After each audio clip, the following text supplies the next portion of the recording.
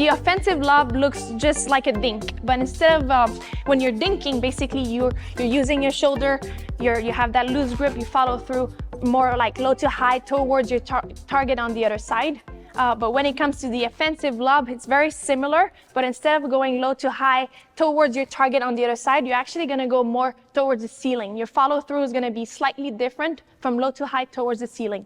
A few reasons why you should do or you should develop an offensive lob. If you see your opponents and they like to take a lot of balls out of the air and you see their weight is kind of slightly forward, then that would be a good opportunity to lob over their heads, because it's really hard to go from being super forward to going and getting that ball back.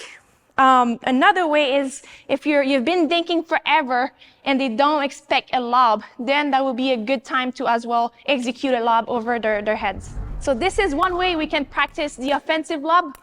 You really want to make sure when you do an offensive lob that you keep your weight forward. You don't want to step back and bring your paddle back, because that kind of shows it that you're going to do an offensive lob.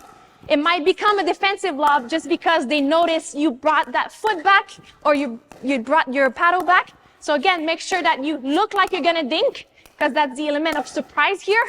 And then follow through towards the sky. Nice. When you're dinking and you want to try to hit an offensive lob, make sure you make it look like a dink. And last minute, you're changing your follow through. Instead of going towards your practice partner here, your follow through is going to go more towards the ceiling.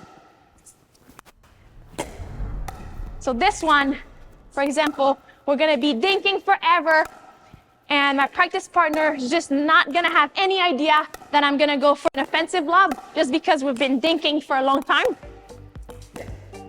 Same thing, the key is to not show you're gonna hit an offensive lob. Again. Nice.